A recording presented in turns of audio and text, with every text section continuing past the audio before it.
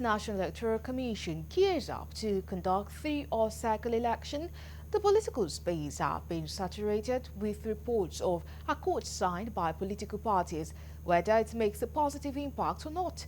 A sample of opinions conducted by correspondent Nabuchi Oke Nabuchi in Abuja shows that Nigerians are divided on the impact of the accord on the conduct of elections in Nigeria. Details in this report. Leading to the 2015 general elections, there were insinuations of division in who becomes the next president, governor, and lawmakers in different states.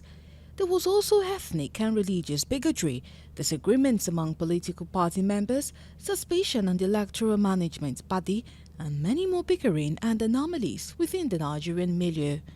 The ingenuity of some notable citizens, led by the former head of state, called a convocation of a National Peace Committee that took upon itself the responsibility of making political parties and their candidates commit to a peaceful electoral process without rancor. The committee forced former Presidents Goodluck Jonathan and Muhammadu Buhari to sign a peace accord and agreed that they will abide by the outcome of the 2015 general election. Former President Jonathan made his commitment to stay with the outcome of the poll when he called his predecessor, former President Buhari, to congratulate him even before the election was concluded. Since then, peace accord signing has preceded every election, be it state or federal. As the 2023 off-cycle election gets underway, the committee has signed the accords in the respective states. But is the accord making impact on the country's election? Peace accord has ever worked because we are not committed to what we say. The rule of law is not in place, and political situations in Nigeria are not, political structures and political rules and guidelines are not being adhered to. So whatever peace you sign is just a name, because right deep down we are not ready to make things right. Peace accord is normal. So far so good. I don't see any value that has added to our system and our political system. In the sense that even the more you sign the accord, the more we're vulnerable to all this atrocity. The peace accord does. It has no any impact on Nigerians and the politics of Nigeria.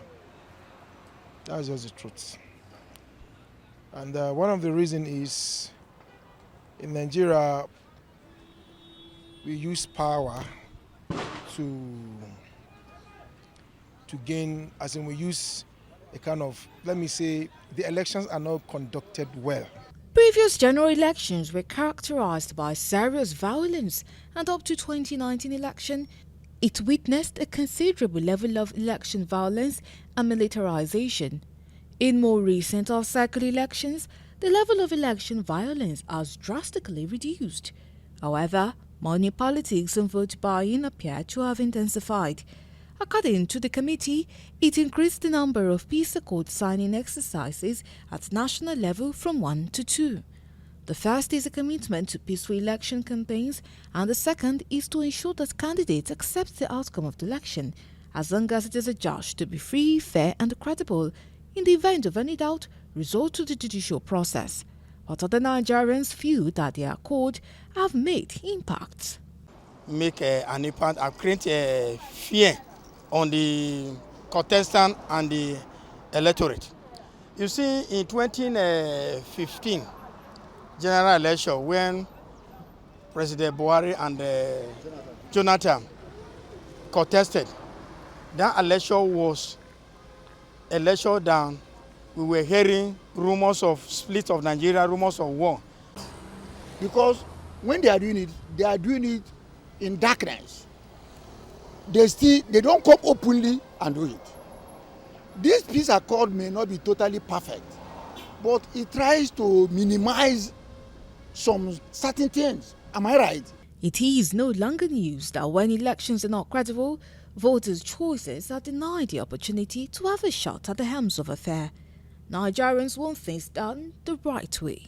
To achieve a peaceful election, we have to go back and restructure the election process itself.